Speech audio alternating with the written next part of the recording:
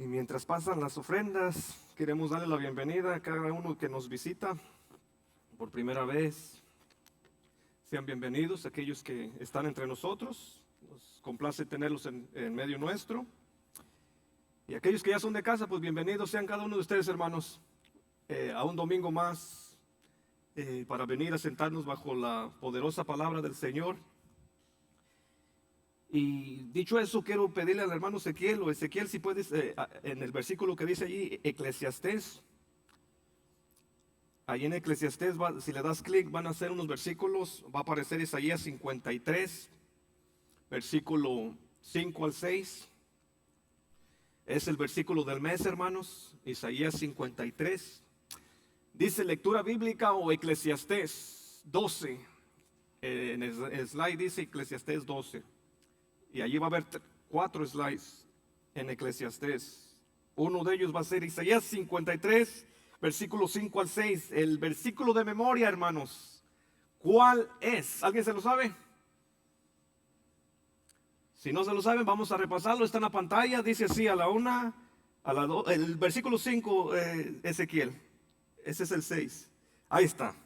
Dice la palabra del Señor así: 1, 2 y 3. Pero Él fue herido por nuestras transgresiones, molido por nuestras iniquidades. El castigo por nuestra paz cayó sobre Él, y por sus heridas hemos sido sanados. Todos nosotros nos descarriamos como ovejas, nos apartamos cada cual por su camino, pero el Señor hizo que cayera sobre Él la iniquidad de todos nosotros. Esto es lo que dice Isaías 53, versículo 5 al 6. Sigamos memorizándolo, hermanos. Dicho eso, les pido que si tienen sus copias de la Biblia o sus teléfonos, que vayan conmigo al libro de Marcos. Vamos a continuar nuestra exposición en el libro de Marcos, capítulo 4, versículo 35 en adelante. Cuando lo tengan, por favor, indíquenmelo con un amén y se pueden poner de pie por honor a la palabra del Señor. Y vamos a dar lectura a Marcos, capítulo 4,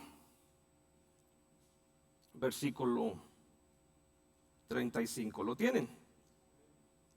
Dice así la palabra del Señor. Marcos, capítulo 4, versículo 35. Ese mismo día, caída ya la tarde, Jesús les dijo: pasemos al otro lado.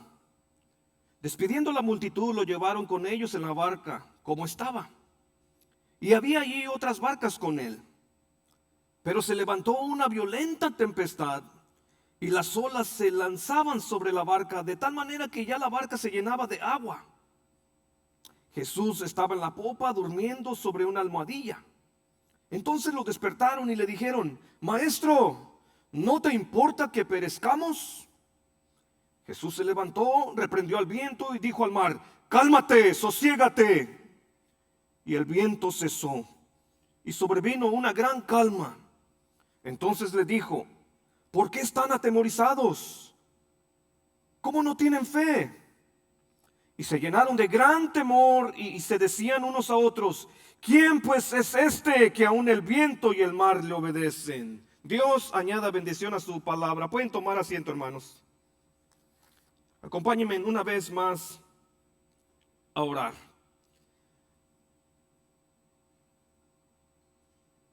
Padre, usa tu palabra, que mediante el Espíritu tú puedas ministrarnos el día de hoy, hablar a nuestros corazones que quizás están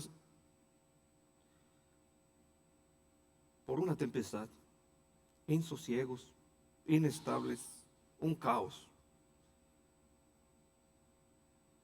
Ayúdanos a entender, Dios, que tú estás en control. Cualquiera sea la situación que estén pasando mis hermanos, mis hermanas, que lo que estamos viviendo hoy en día, que podamos saber que tú estás en control. Háblanos, Dios, y si te place usar esta porción para salvar a aquel que aún está perdido sin esperanza en medio nuestro, que así sea. Que tú uses esto, Señor, para hablarnos a nuestros corazones. En el nombre de Jesús. Amén. Hemos titulado el mensaje de hoy, uno más grande que la tempestad. Uno mayor que la tempestad. Hasta ahora, hermanos, hemos ido estudiando el libro de Marcos. Ya los discípulos han sido expuestos a la autoridad de Jesús. Ya han estado con Él por el espacio de un año. Han visto su autoridad en su enseñanza. Él enseña no como los escribas y los fariseos, sino como alguien que tiene autoridad. ¿Ya vieron eso? Vieron también que tiene autoridad para echar fuera demonios. Expulsa demonios. Eso ya lo vieron, lo verificaron con sus ojos. Vieron cómo Él los manda callar y a que salgan de las personas, y los demonios no se pueden evitarlo. Tienen que obedecer a la voz del rey. También vimos que fueron testigos de múltiples milagros que Jesús ha estado realizando en el lado de Galilea. Por ejemplo, fueron testigos de cómo Él sanó a la suegra de Pedro. Vieron también cómo Él sanó a un paralítico. Vemos también cómo sanó a alguien que estaba ceremonialmente impuro, un leproso. Todos estos milagros ellos los han experimentado. Han visto al Rey, han visto a Jesús hacer estos milagros una y otra vez. Todo esto ellos han visto, hermanos. Sanar a mucha gente enferma de distintas enfermedades. También vieron ver su autoridad aún para perdonar pecados. Han visto la autoridad de Jesús en todas estas áreas. Pero ahora Marcos, hermanos, aquí Jesús, en esta serie de cosas que van a estar aconteciendo, aquí en porción que acabamos de leer, Marcos lleva a su audiencia a un mayor despliegue de la autoridad del Señor Jesucristo como Mesías. Ahora lo van a ver, hermanos, tener autoridad sobre los elementos de la creación. Van a ver a Jesús obrar milagros, por así decirlo, hermanos, en otro nivel. Un nivel mucho más alto del que ya ahora han visto. De modo que vemos, quedan asombrados, hermanos. Asombrados de lo que Cristo ha hecho.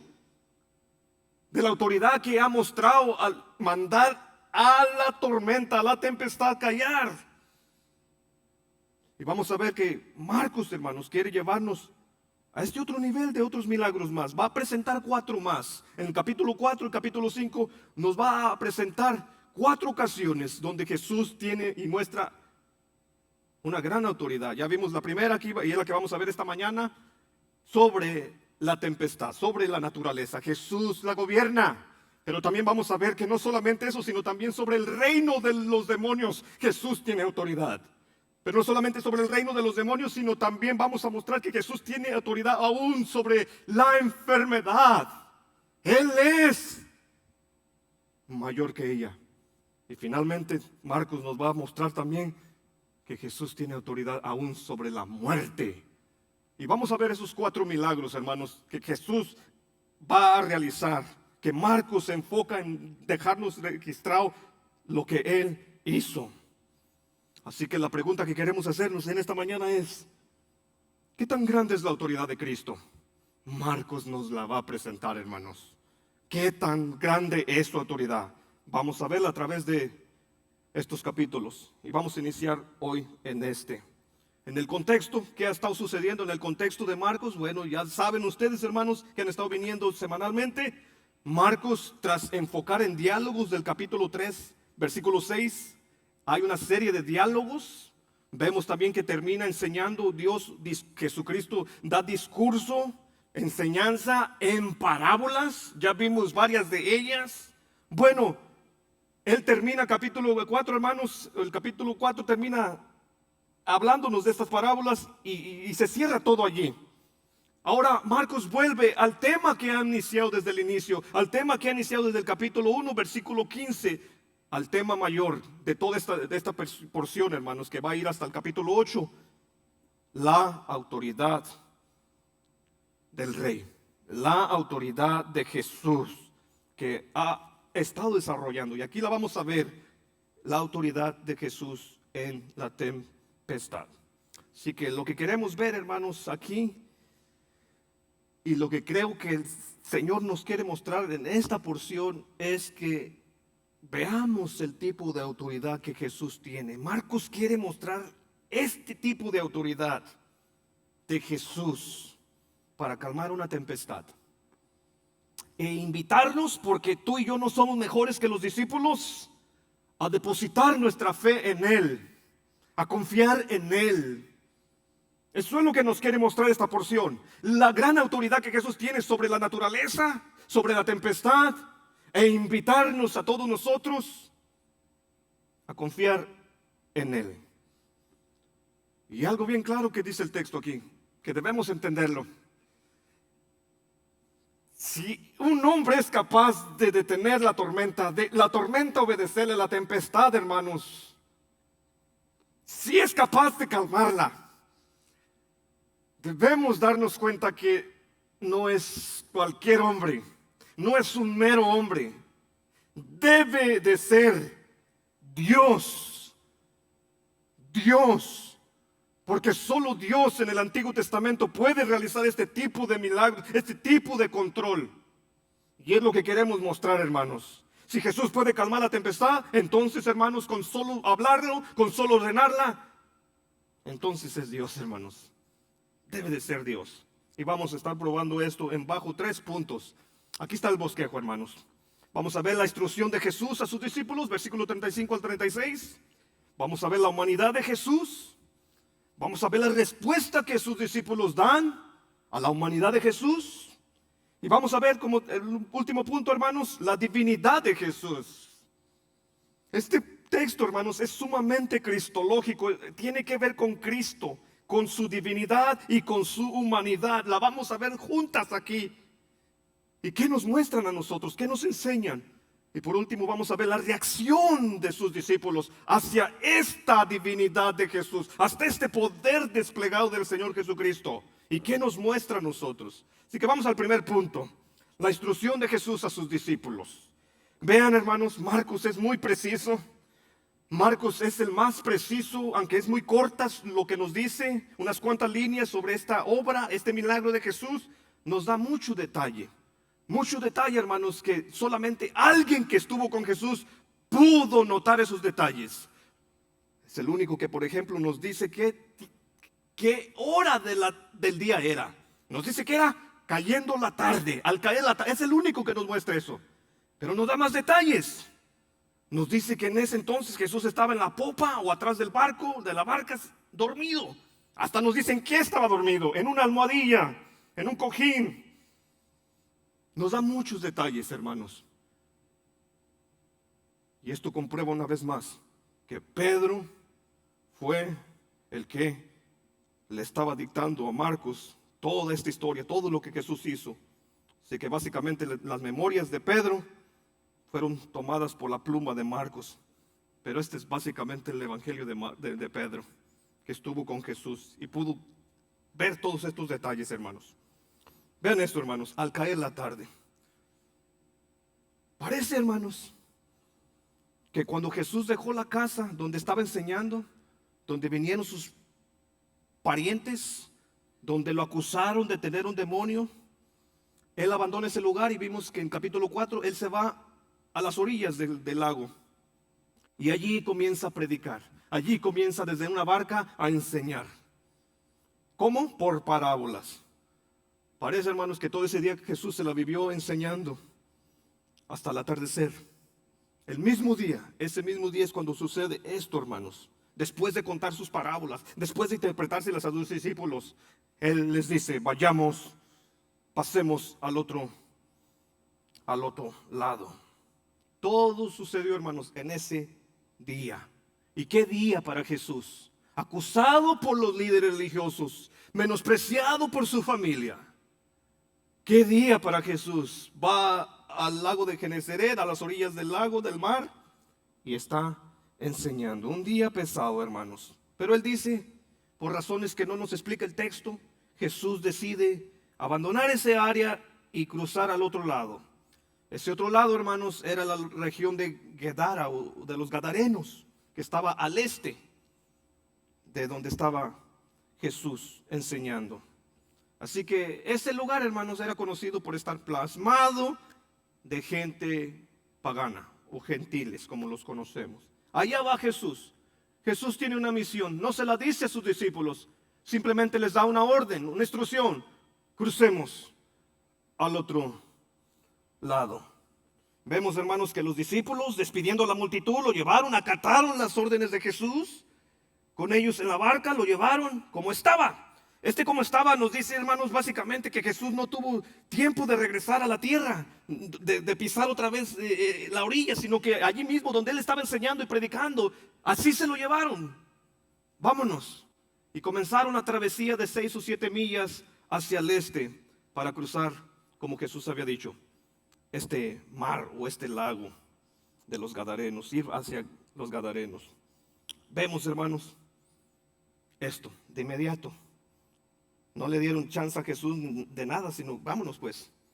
Y vean ese detalle, hermanos. Solo Marcos lo dice. No nos dice por qué razón, simplemente nos dice que había otras barcas con él. O sea, cuando Jesús salió, otras barcas lo siguieron. Esto nos dice, hermanos, también de la popularidad de Jesús, pero sobre todo, en esta barca donde está Jesús están sus 12 discípulos. Pero Jesús tenía otros discípulos más. Su círculo central eran estos. Pero había discípulos más que seguían a Jesús. Y aquí, hermanos, lo están siguiendo, quizás en otras barcas. Van con él. Es el único detalle que Marcos nos dice aquí. ¿Por qué? Ahí está, hermanos. Pero vean lo que dice aquí, hermanos, que sucede. Todo parecía muy bien, una tarde tranquila, un lago tranquilo. Pero de la nada, vean lo que dice verso 37. Pero se levantó una violenta tempestad.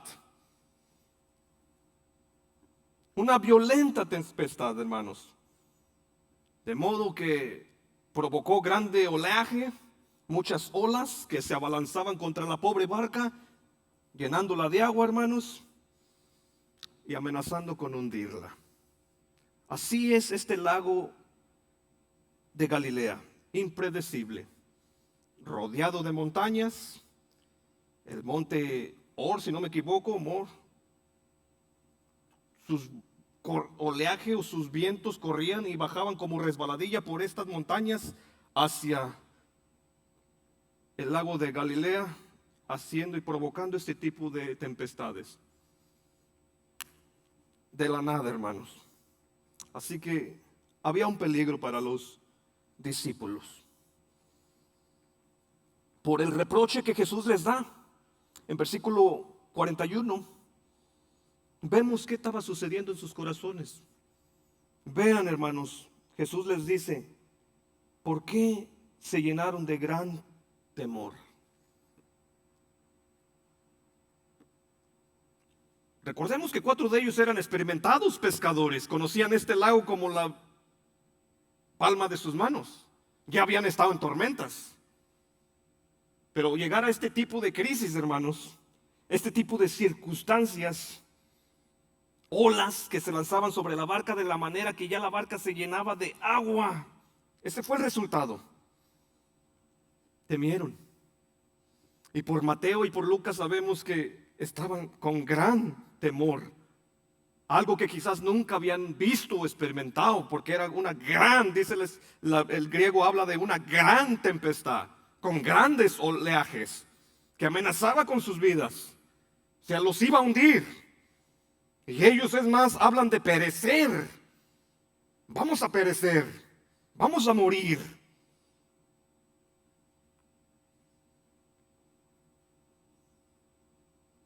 Aquí tenemos una situación, hermanos, de vida o muerte. Una crisis en la vida de los discípulos. Una crisis que de la nada les apareció y amenaza con sus vidas. Ha dejado a los discípulos perplejos, atemorizados, sumamente angustiados y con gran temor. Gran temor, dice la Escritura. O sea, básicamente estaba en una situación de desesperación. Si algo no ocurría en ese momento, ellos se daban por muertos. Y aquí hay algunas aplicaciones que no quiero dejar al final, o algún principio aquí que nosotros debemos entender, que debemos aplicar a nuestras vidas. Esta es la aplicación para nosotros de este versículo. Si tú eres creyente, si tú sigues al Maestro, espera tempestades en tu vida. Espera crisis en tu camino. Especialmente cuando te hayas haciendo su voluntad. Si tu vida está muy tranquila ahorita, si tu vida está relativamente tranquila, una de dos: o no estás siguiendo al Maestro, o agárrate porque pronto vas a entrar. Esa es la vida del discípulo. Esa es la vida del que sigue a Cristo. Hermanos, no pensemos ni por un momento que nuestra peregrinación por este mundo, que nuestro camino hacia la ciudad celestial va a estar fuera de peligros, fuera de aflicciones. Eso Cristo no lo promete. Es más, Cristo fue el que los invitó: crucemos. Algo tiene preparado. Y lo que tenía preparado era una tempestad. No pensemos, hermanos, que porque somos creyentes no vamos a enfermarnos, no vamos a sufrir de cáncer, no vamos a morir, nuestros familiares no van a sufrir. Porque no es cierto. La realidad de la vida es que entre más vivamos en este mundo caído, más vamos a sufrir. Te va a dar demencia, te va a dar un cáncer, vas a ver a tus seres queridos morir, vas a tener un caminar por este mundo lleno de aflicciones. Cristo no promete, hermanos, quitarlas. No las impidió. Cristo nunca ha prometido un camino de rosas para el creyente. Es más, dijo: en mi nombre, por mí, van a ser odiados, van a ser perseguidos. Así que no pensemos, hermanos, que porque estamos con nuestro Rey las aflicciones no van a llegar. Lee el progreso del peregrino, ve su progreso hacia la ciudad celestial, cómo estuvo lleno de obstáculos, lleno de aflicciones, lleno de peligros. Esa es nuestra vida por este mundo. Lo que sí Jesús promete es estar con nosotros hasta el fin del mundo. Pero no promete un caminar al cielo, una entrada al cielo sin tempestades, sin aflicciones, sin tormentas. Y debemos advertirlo, porque hoy en día el cristianismo de hoy es: acepta a Jesucristo y tu vida va a ser una vil maravilla. Vas a tener paz, vas a tener una vida más pacífica. Es verdad, pero no es toda la verdad. Hermanos, Dios tiene planes para las crisis como la que pasaron los discípulos. Dios usa estas tempestades en nuestras vidas para hacernos más humildes, para hacernos más dependientes de Él, para doblar nuestras rodillas a Él, para depender de Él y saber que lo necesitamos en nuestras vidas. Por eso es que Santiago, por eso es que mismo Pedro que experimentó esto, advierte en su carta a Pedro que no se sorprendan cuando están pasando por diferentes tipos de tribulaciones o angustias o sufrimientos, porque Dios los usa para acercarnos más a Él, para formarnos más como Cristo. Por eso es que Santiago dice también: si están pasando por alguna crisis en sus vidas, no lo tienen que ver como maravillado, sino saber que Dios tiene planes, propósitos de formar a Cristo en nosotros a medio de las aflicciones. Hermanos, son las aflicciones las que nos forman, son las pruebas las que nos ayudan en nuestro carácter cristiano. Las pruebas producen longanimidad, humildad, esperanza. Así que Dios tiene planes, hermanos. Aquí vemos esto. Aquí vemos que en la instrucción de Jesús de cruzar sus discípulos venía con pruebas. No creas tú que vamos a estar libres de ellas mientras estemos con el Maestro. Van a estar allí, pero con una diferencia: Él está con nosotros y eso debe cambiarlo todo. Vamos al segundo punto: la humanidad de Jesús, hermanos, y la respuesta de sus discípulos. Vean cómo sigue aquí en la narrativa, en versículo 37. Pero se levantó una violenta tempestad y las olas se lanzaban sobre la barca de la manera que ya la barca se llenaba de agua. Y vean qué sucede, hermanos.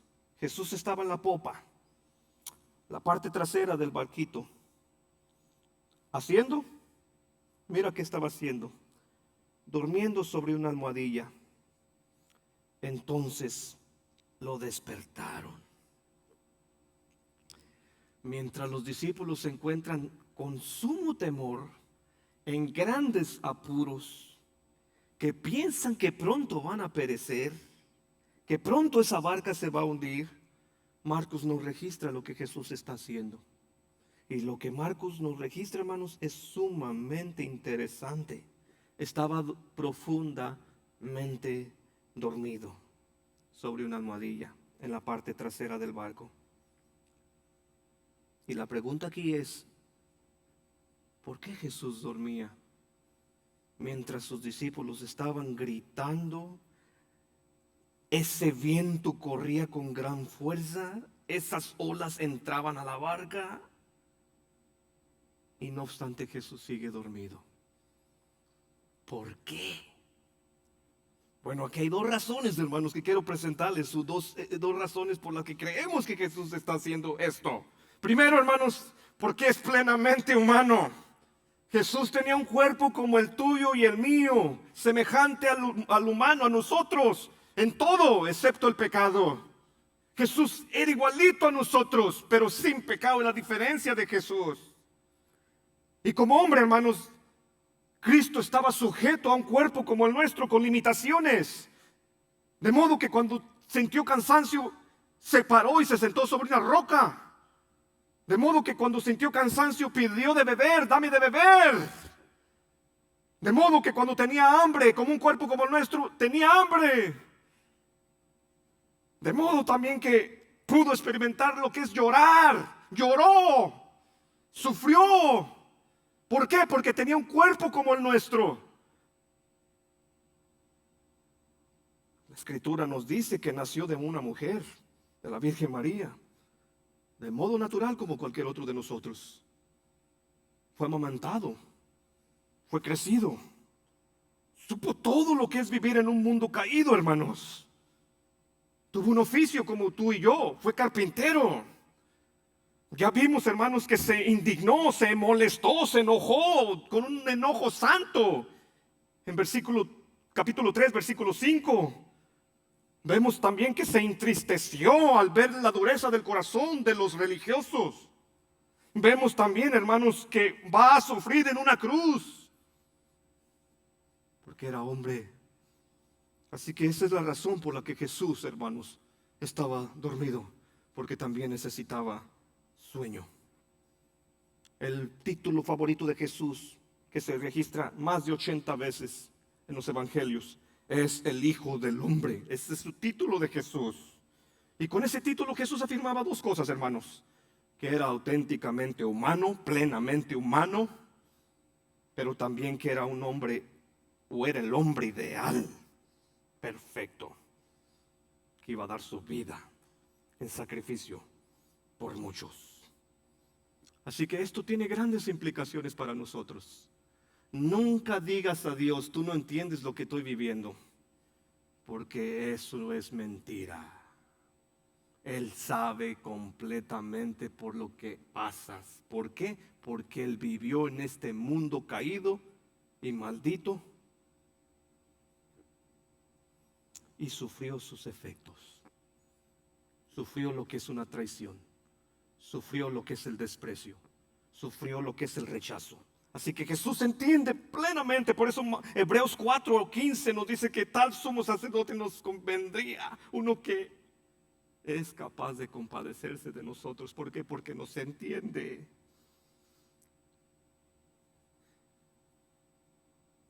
Segundo, ¿por qué Jesús está dormido? Porque confiaba en su Padre Celestial. Confiaba en su Padre Celestial. Esa es la razón por la que estaba allí. Aparte de ser un ser humano, recuérdate, todo el día se la vivió haciendo milagros, todo el día se la vivió predicando, llega un punto donde su cuerpo, hermanos, colapsa, donde él mismo pide, vamos, alejémonos de aquí. Quizás por esa razón de descansar, tener un tiempo de descanso, porque todo el día se lo ha vivido rodeado de multitudes, sanando a multitudes, predicando a multitudes, que llega un punto donde se cansa el maestro, se cansa. Y está tan cansado que tú sabes lo que es un día largo de trabajo, que puede sonar la alarma y no la escuchas.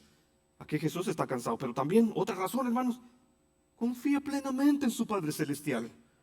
Sabía que nada podía pasarle, que él tenía que llegar a Jerusalén y morir en Jerusalén. Y mientras eso no sucediera, él estaba en las manos del Señor. Elizabeth Elliot, la esposa de Jim Elliot, dijo: somos inmortales hasta que el Señor diga, o hemos acabado nuestra tarea. Nada te va a suceder como cristiano hasta que el Señor diga, has terminado tu carrera. Mientras tanto, eres inmortal. Nada te va a suceder que Él no permita. Así que este es el Señor poniéndose en las manos de su Padre Celestial y saber que el Señor lo guardaba, que el Señor lo cuidaba, porque su misión aún no había terminado. Tendría que ir a Jerusalén y padecer en manos de los líderes religiosos, y eso no había pasado. Así que él estaba confiado, mientras sus discípulos, por otro lado, atemorizados, temiendo por su muerte. Jesús, humano como tú y yo, descansando en su Creador. Esa es la diferencia, hermanos, cuando se llega quizás a un tipo de madurez y confianza en la soberanía de Dios. Pero vean lo que sucede. Vean la respuesta de los discípulos. Entonces le despertaron y le dijeron, ¿qué le dijeron, hermanos? Maestro, ¿no te importa que perezcamos? La pregunta que le hacen a Jesús. Lo reconoce como maestro. Es más, lo despiertan con cierto tipo de reproche. ¿No te importa? ¿Tú qué nos dijiste? ¿Tú qué nos metiste aquí? ¿Tú qué nos dijiste? Vayamos y crucemos. ¿Y estás durmiendo? ¿No te importa?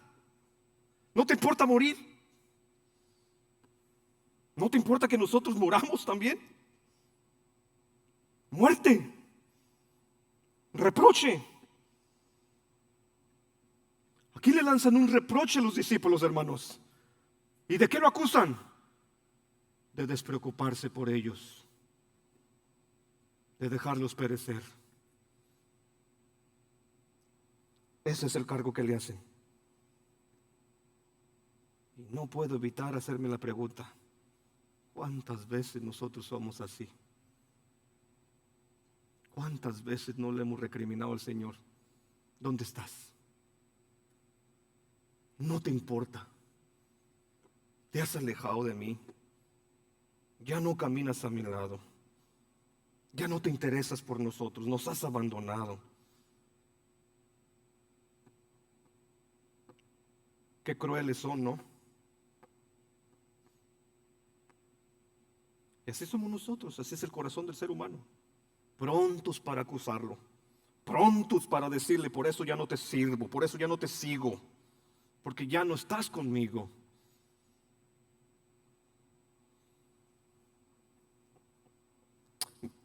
Hermanos, es impresionante la cantidad de material relacionado con Jonás. Jonás es la otra parte de esto. Jonás va dormido también en una gran tempestad que el Señor ha enviado. Esas olas lo arrullaban debajo del barco, que tiene que ir el capitán a despertarlo y a reprocharle por qué está dormido, cuando debería estar orando a sus dioses como los demás para que Dios se apiade y calme esa tempestad. Pero aquí son los discípulos los que reprochan a Jesús por estar dormido y por no interesarse por ellos. Noten la similitud. Y aquí vemos, hermanos, lo que podríamos llamar como su primer falla. Los discípulos van a seguir cometiendo errores. Van a seguir sin entender quién es Jesús. Van a seguir interpretando muchas, no entendiendo muchas cosas y haciendo muchas cosas ¿Qué dirías como discípulos? Wow, estuvieron con Jesús, vieron sus milagros, vieron todo y aún hacen esto. Pero así somos nosotros. Así es el ser humano. Así que esta historia, hermanos, nos recuerda en la falla de los discípulos lo mucho que necesitamos del Señor. Porque no suceden cosas y luego reprochamos al Señor. ¿Por qué choqué? ¿Por qué perdí mi trabajo? ¿Por qué me enfermé? ¿Por qué mi madre se me fue? ¿Por qué mis hijos están en la cárcel? Si yo te sirvo, si yo lo único que hago es hacer tu voluntad, ¿no fuiste tú el que me dijiste cruza conmigo? ¿Y ahora dónde estás? Estoy muriéndome de cáncer. ¿Dónde estás? Así somos, hermanos. Así somos. Vamos al tercer punto. Vamos a ver, ya vimos su humanidad. Él descansa, Él está cansado, Él está reposando en las manos de su Señor. Por otro lado vemos la contraparte de los discípulos. Están reprochándole, están muy atemorizados, muy espantados con esta gran tempestad. Lo contrario a Cristo. Ahora vamos a ver la divinidad de Jesús, hermanos. No solamente es humano, plenamente hombre, sino también vemos la otra parte. Verso 39. Jesús se levantó, reprendió al viento y dijo al mar: cálmate, sosiégate. Hermanos, Jesús es despertado, es recriminado, pero al final de cuentas el Señor no les dice nada. El Señor entiende su debilidad, no les dice nada, sino que se levanta, hermanos, se pone firme en ese barco. Yo no sé cómo le hizo, con pies de plomo, sin que la tempestad lo moviera y ese barco y ese olaje no lo tumbara. Se para, hermanos, y habla a las fieras olas, les habla, les ordena que se silencien. Y al viento, hermanos, lo manda que se quede quieto, que se calme, que se tranquilice. Y al instante, hermanos, sucede lo que sucede. ¿Qué creen? Los elementos incontrolables de la creación, de la naturaleza, que nadie puede controlar, quedan quietos a su voz, como si nada hubiese sucedido. Todo en un instante, hermanos, cambia de caos a tranquilidad. Los vientos cesan, las olas se calman. Literalmente el griego nos habla de una gran calma, así como hubo una gran tempestad con grandes olas que apachurraban, amenazaban a la barca. Ahora viene lo opuesto, hermanos, viene una gran calma. Y esto nos tiene que enseñar lo que ya propuse al inicio. Si es capaz de hacer esto, de tranquilizar estas tempestades, tiene que ser algo más que un mero hombre, hermanos. Jesús demuestra una gran autoridad que solo Dios muestra en el Antiguo Testamento. Muéstrame qué profeta pudo hacer esto. Muéstrame quién pudo hacer esto. Hablarle a las olas, al mar, y que esto sucediera. Solamente hay alguien en el Antiguo Testamento. Uno. Y es el Señor de los ejércitos. Noten lo que Salmos dice, Salmo 89, verso 8. Salmo 89, verso 8. Oh Señor Dios de los ejércitos, ¿quién como tú, poderoso Señor? Tu fidelidad también te rodea. Tú dominas la soberbia del mar. Cuando sus olas se levantan, tú las calmas. Solo hay alguien que puede dominar la soberbia del mar. Solo hay alguien que les dio un stop, párate, hasta aquí llegas, de aquí no pasas a las olas. Y es el Señor, hermanos. Él es el que las calma. Y vamos al Nuevo Testamento y vemos esto en Jesús. ¿Qué es la conclusión? ¿Qué es lo que Marcos nos quiere orillar a pensar? Jesús debe de ser divino si puede controlar las olas. Ahora vemos aquí un lenguaje muy interesante, hermanos, que Jesús usa para reprender a los demonios. Ya lo vimos. Aquí usa ese mismo lenguaje que usaba para reprender a los demonios. ¿Recuerdan qué hacía con los demonios? Los mandaba callar, los mandaba silenciar, los reprendía. ¡Cállate! Aquí hace lo mismo, hermanos. Noten que aquí la palabra que Marcos usa en versículo 39 es mar, no agua, no lago. Para un judío, hermanos, para los judíos, el mar era visto como el lugar caótico, un lugar donde operaba la fuerza diabólica. Puede ser por eso, hermanos, que el Señor usa ese tipo de lenguaje que usa para reprenderlo. Le habla con suma autoridad, así como le habló a los demonios. Pero ahora le habla a la naturaleza. ¿Quién creó la naturaleza? ¿Quién creó los mares? ¿Quién creó todo? Colosenses 1:16, Jesucristo. Así que la naturaleza obedece la voz de su creador. Aquí lo vemos. Pero también vemos, después de hacer esto, hermanos, vemos que le lanza dos preguntas retóricas. Verso 40. Entonces les dijo: ¿por qué están atemorizados? En otras palabras, hermanos, ¿por qué se acobardan? ¿Por qué se acobardaron? ¿Por qué temieron? ¿A que iban a morir? ¿A que se iban a hundir? ¿Por qué dejaron que el temor controlara sus vidas? Hermanos, cuando el temor nos controla, ya no andamos por fe, ya no va a haber confianza. Y aquí Jesús lo sabe. Aquí Jesús cuestiona: ¿por qué no tienen? ¿Cómo no tienen fe? ¿Por qué han quitado su fe de mí? Porque eso es lo que hace el temor. Nos hace poner nuestra mirada en las circunstancias y a no confiar en el Señor. Y aquí sucedió. Aquí pasó. Jesús les cuestiona: ¿cómo no tienen fe? Hombres de poca fe. Lo reprende. Así como ellos reprocharon a Jesús, aquí Jesús levemente les reprocha también. He estado contigo 20 años. En tus lugares más peores en tu vida, en tus circunstancias más adversas, yo me he mostrado Dios. ¿Cómo es que ahorita una amenaza del gobierno te ha hecho hacer esto? Quitarme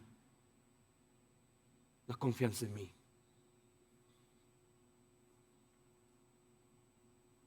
Es la fe la que cuestiona el Señor Jesucristo. Es el temor lo que bloquea la arteria de la fe,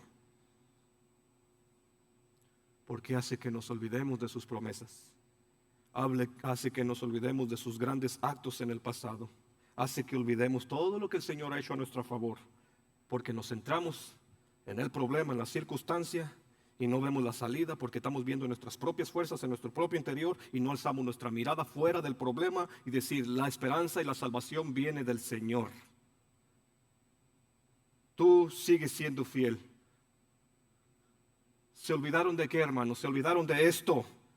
Pasemos al otro lado.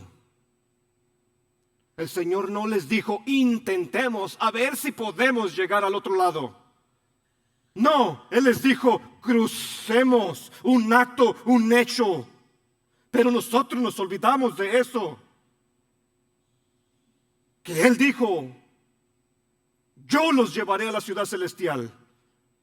Yo los guardaré en la palma de mi mano y nadie los arrebatará de mi mano. Yo los introduciré. Yo estoy con ustedes. Yo edifico mi iglesia. Todo eso, hermanos, todas esas promesas nos olvidamos. Todos sus milagros se olvidaron. No recordaron ninguno. Espérate. Pedro le hubiera dicho: Andrés, Juan, cálmense. Ya lo vimos obrar milagros. Ya lo vimos hacer mal. Vamos a confiar en Él. Si Él está tan tranquilo, es porque Él tiene el control. Nada de eso. Se olvidaron, hermanos. Finalmente, hermanos, ante esta reprimenda, vean lo que sucede en verso 41. Y se llenaron de gran temor. Hermanos, si estaban llenos de temor por la tempestad, ahora se llenan de un temor tremendo, pero ya no hacia la tempestad, sino hacia quien vieron calmarla. Esto es sano, hermanos, porque es una de movernos de un temor homofóbico, fobia tremenda por unas circunstancias, a tener un temor reverente y santo por las cosas del Señor o por la persona del Señor. Y Dios demanda ser reverenciado, que tú le temas cuando te acercas a Él. Y aquí vemos que eso sucede en los discípulos. Cambia su temor. Antes era por la circunstancia, ahora es por su Señor. Y esto es maravilloso. De modo que, hermanos asombrados, exclaman lo siguiente: ¿quién pues es este que aun el viento y el mar le obedecen? Y es lo que Marcos quiere proponer aquí. Es lo que Marcos va a hacer por todo el tema. Ya las personas se han preguntado: ¿quién es este que manda a los demonios y le obedecen?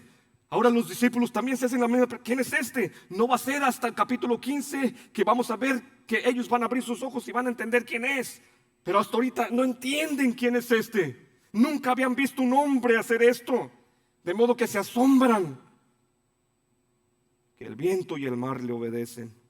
Tú y yo sabemos quién es Él, porque ya Marcos nos lo dijo en el versículo 1. Él es el Hijo de Dios. Ya los demonios nos han dicho: Él es el Hijo del Altísimo, el Santo. Pero los discípulos no han entendido esto. Ellos no saben quién es Jesús. Tú y yo sabemos. Tú y yo tenemos la palabra. Ellos no tenían, hermanos, modo de saber lo que tú y yo sabemos de Jesús. Estamos más aventajados que ellos. Tenemos su Espíritu Santo para saber quién es Él.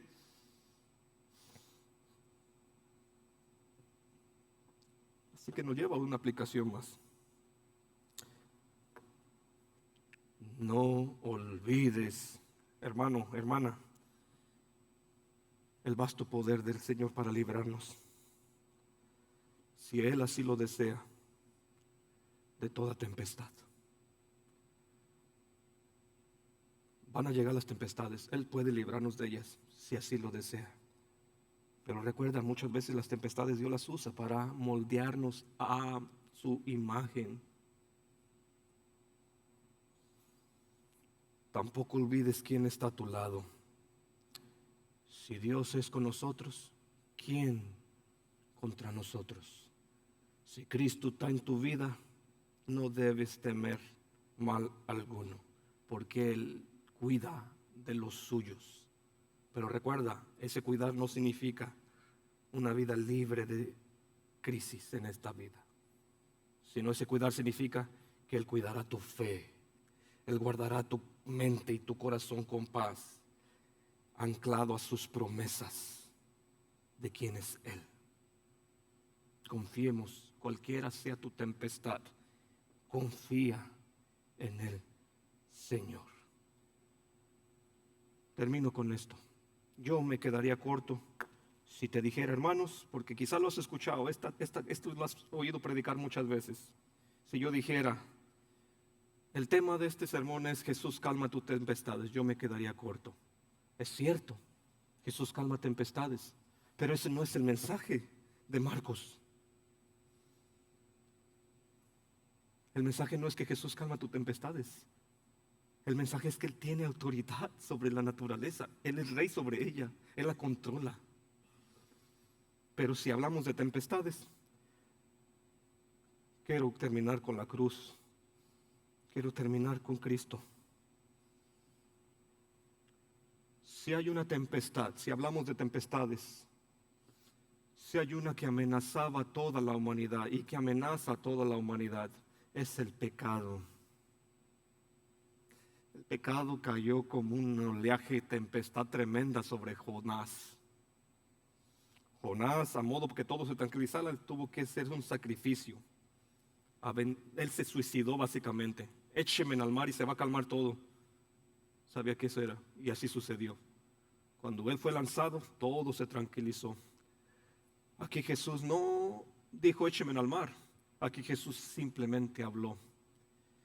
Pero hermanos, algo estaba sucediendo porque aquí tenemos uno mayor que Jonás. Jesucristo, en verdad, experimentó la gran tempestad de la ira de Dios por nuestro pecado.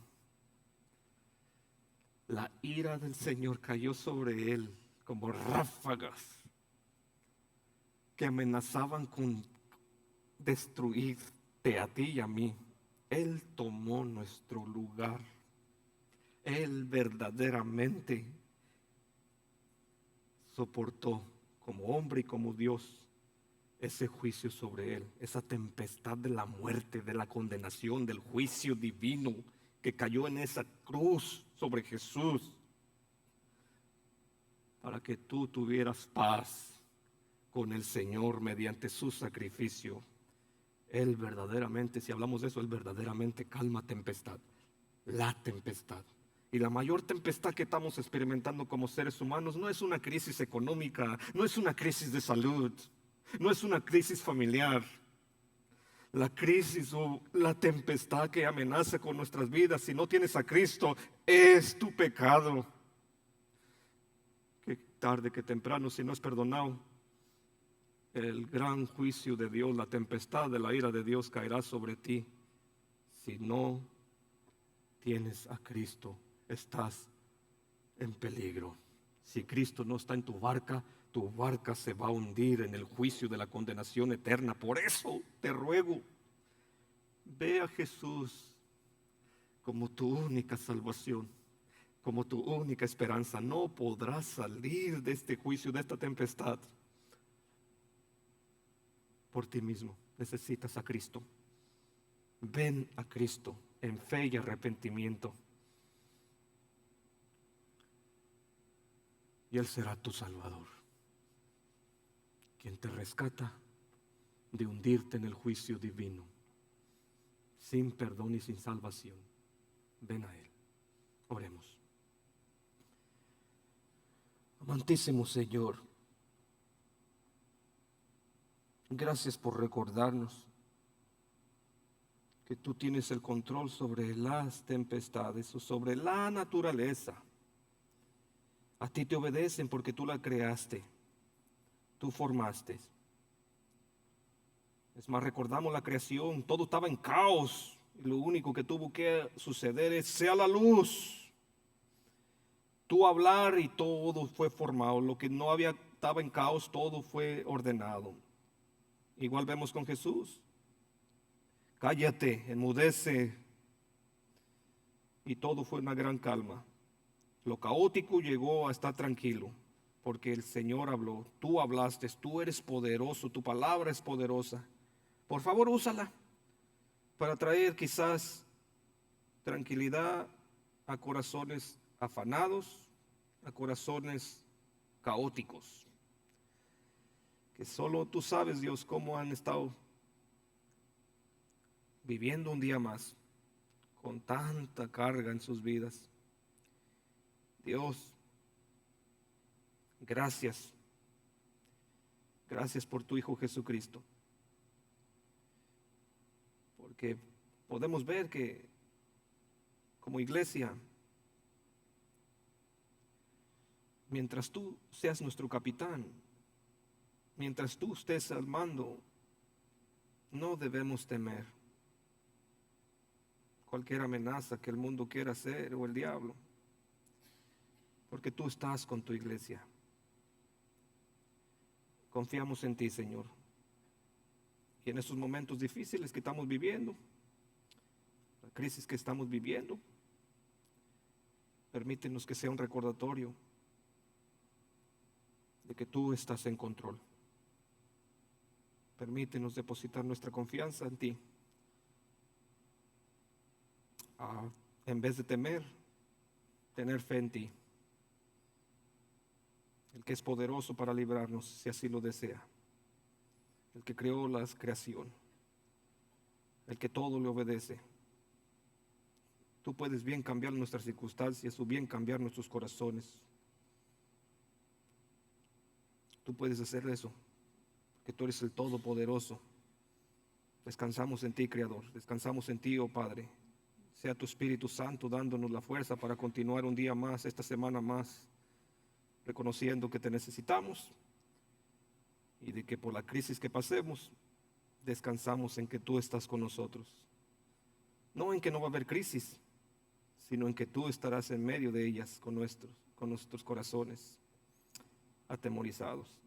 Gracias, Dios, por la fe que nos has dado en Cristo Jesús. Lo reconocemos hoy. Él es Rey. Si las olas rugen, Él es Rey. Gracias por estar en nuestras vidas, por librarnos de la gran tempestad del juicio divino. Te alabamos, Padre, por darnos un medio para ser salvos. En el nombre de Cristo Jesús. Amén y amén. Muy bien, hermanos, tenemos algunos anuncios. Si vamos a la última, hermanos, básicamente todo sigue igual. Este mes de julio tenemos 2 semanas más o 2 miércoles más. Estamos reuniéndonos en casas, hermanos. Por el verano no hay nada de actividad aquí en estas localidades, así que estamos reuniendo